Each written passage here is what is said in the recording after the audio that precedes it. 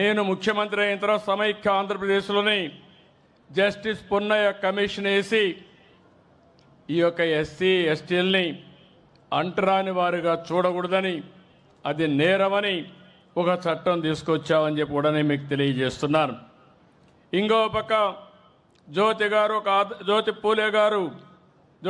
పూలే గారు ఒక ఆదర్శం. అంబేద్కర్ గారు ఆయన్ని ఆదర్శంగా తీసుకొని సామాజిక న్యాయం కోసం, సమానత్వం కోసం ఎనలేని కృషి చేశారు. ఇంకో పక్క ఆ రోజుట్లోనే మీరు చూస్తే బాల్య వివాహాలు, చిన్నపిల్లలకే పెళ్ళిళ్ళు చేసేవాళ్ళు. భర్త చనిపోతే భార్య కూడా సతీ సహగమనం చేసేవాళ్ళు. ఇలాంటివి చేస్తూ ఉంటే అలాంటి మూఢ నమ్మకాలపైన రాజీ లేని పోరాటం చేశాడు, ఉద్యమాలు చేశాడు. అనాథ బాలికలకు ఎవరైనా పెళ్లి కాకుండా పిల్లల కంటే కూడా వాళ్ళను కూడా ఆదర్శంగా తీసుకొని వాళ్ళందరికీ ఆశ్రమాలు కల్పించిన వ్యక్తి పూలే గారని చెప్పి నేను మీకు తెలియజేస్తున్నా. రైతుల అప్పులపైన పోరాడాడు, రైతుల్లో చైతన్యం తీసుకొచ్చాడు.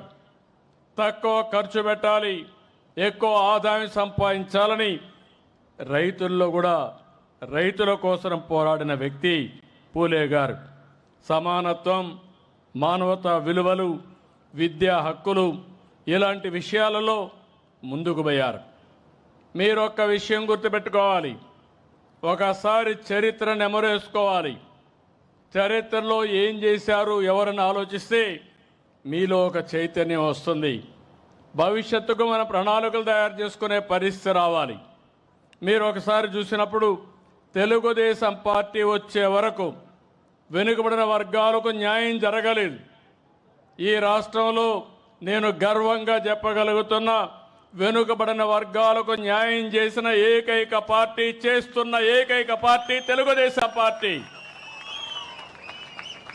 ఇదొక చరిత్ర.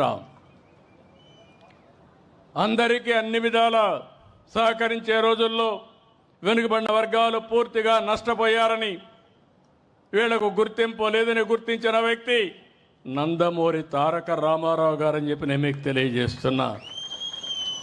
అక్కడి నుంచి ఉద్యోగాల్లో 33% రిజర్వేషన్లు పెట్టాం. అదే మాదిరిగా ఏవైతే స్థానిక సంస్థల్లో 33% రిజర్వేషన్లు పెట్టాం. ప్రత్యేకమైన కార్యక్రమాలకు బీసీలు తీసుకొచ్చాం. ఇలాంటి కార్యక్రమాలు మీరు చూస్తే అనేక కార్యక్రమాలు తీసుకొచ్చి ఇప్పుడు కూడా నేను చెప్తున్నా, తెలుగుదేశం పార్టీకి వెన్నెముక వెనుకబడిన వర్గాలు, అలాంటి వెన్నెముక అయినటువంటి వెనుకబడిన వర్గాల్ని పూర్తిగా ఆదరించే బాధ్యత తెలుగుదేశం ప్రభుత్వానిది, పార్టీది.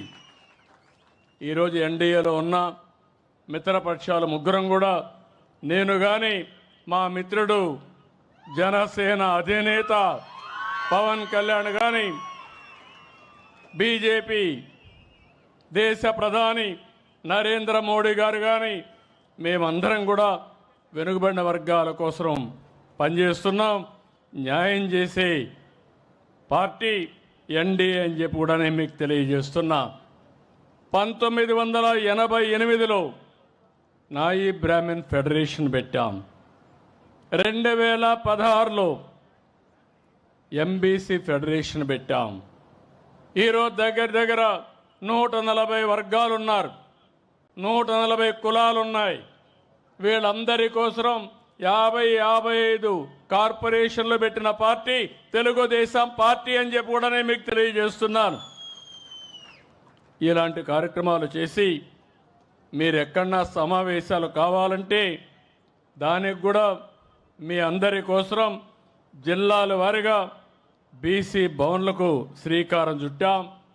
ప్రత్యేక ప్రణాళిక కూడా తీసుకొచ్చిన పార్టీ తెలుగుదేశం పార్టీ అని చెప్పి కూడా నేను మీకు తెలియజేస్తున్నా. ఇంకో పక్కన మీరు చూస్తే మొట్టమొదటిసారిగా 2000 ఎన్టీ రామారావు గారు ఉన్నప్పుడు వెనుకబడిన వర్గాలకు రెసిడెన్షియల్ స్కూల్స్ తీసుకొచ్చారు.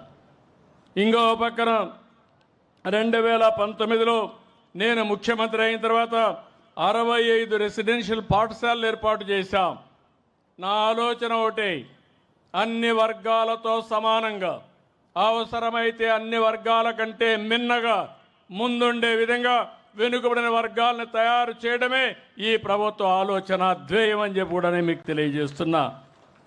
108 బీసీ రెసిడెన్షియల్ స్కూల్స్ ఉంటే 75 దాకా తెలుగుదేశం పార్టీ హయాంలో వచ్చాయి. మత్స్యకారు కుటుంబాలకి దగ్గర దగ్గర ఒక 9 రెసిడెన్షియల్ స్కూల్స్ పెట్టాం. కొన్ని స్కూల్స్ ఉంటే ఇవన్నీ కూడా జూనియర్ కాలేజీలుగా చేసి ముందుకు పోయే పరిస్థితి తీసుకొచ్చాం. వెనుకబడిన వర్గాల పిల్లల్లో మాణిక్యాలు ఉన్నారు. సరైన చేయూతిస్తే బ్రహ్మాండంగా రాణించే అవకాశాలుంటాయి. అందుకే ఈ ప్రభుత్వం ఎవరైనా విదేశాల్లో ఏ యూనివర్సిటీ చదువుకోవాలన్నా ఒక్కొక్కరికి 15 లక్షల రూపాయలు సబ్సిడీ చదివించిన ప్రభుత్వం ఈరోజు ప్రస్తుతం ఉండే ప్రభుత్వం అని చెప్పి కూడా నేను మీకు తెలియజేస్తున్నా. సివిల్స్ కానీ రాష్ట్ర స్థాయిలో ఉండే గ్రూప్ 1కి కానీ ట్రైనింగ్ ఇవ్వడానికి కూడా ప్రత్యేకమైన శ్రద్ధ పెట్టాం. ఇంకో పక్కన మీరు చూస్తే 405 కోట్ల రూపాయలు సంక్షేమ హాస్టల్ కోసమే ఖర్చు పెడుతున్నాం. ఇంకో పక్క 76 కోట్లు పెండింగ్ ఉంటే నేను ఒకటే మంత్రి గారు చెప్పాను, ఎవరైనా సరే కొంత వెయిట్ చేస్తాం కానీ ఈ ప్రభుత్వానికి మొదటి ప్రాధాన్యత వెనుకబడిన వర్గాల సంక్షేమం.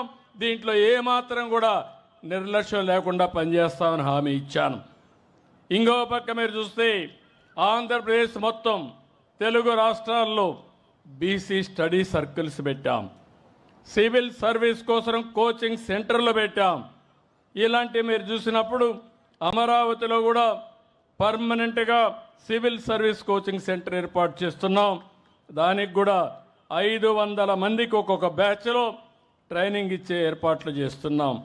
రేపు డిఎస్సి వస్తుంది. డిఎస్సిలో ఎక్కువ మంది బీసీలు పాస్ కావడానికి ప్రత్యేకంగా 5720 మందికి శిక్షణా కార్యక్రమాలు పెట్టి వారికి ఎక్కువ ఉద్యోగ అవకాశాలు కల్పిస్తాం. బీసీల కోసం ఒక ప్రణాళిక తీసుకొచ్చాం, ఉప ప్రణాళిక తీసుకొచ్చాం.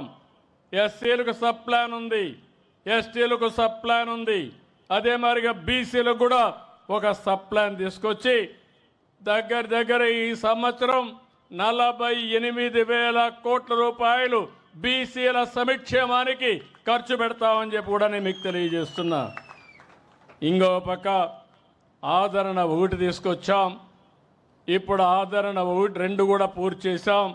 ఇప్పుడు ఆదరణ 3 కింద ప్రతి సంవత్సరం ఒక 1000 కోట్ల రూపాయలు ఖర్చు పెట్టి ముందుకు వెళ్తాం.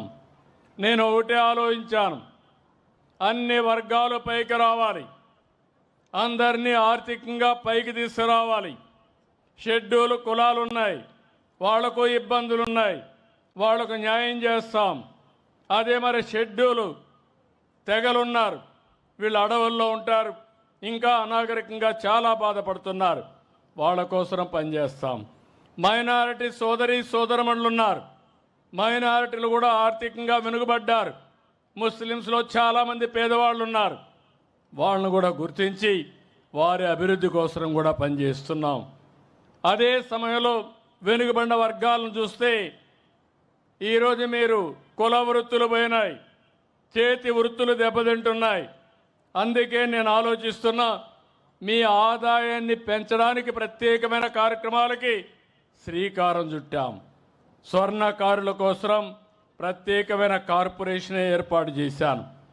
ఇంకో పక్క మీరు చూస్తే కళ్ళు గీత కార్మికులకి మద్యం షాపుల్లో 10% రిజర్వేషన్లు చేసి 50% వాళ్ళు ఫీజులు కట్టి తద్వారా వచ్చిన డబ్బులు వాళ్ళు ఖర్చు పెట్టుకునే విధంగా వాళ్ళకి ఎక్కువ ఆదాయం వచ్చే విధంగా ఏర్పాటు చేశాం.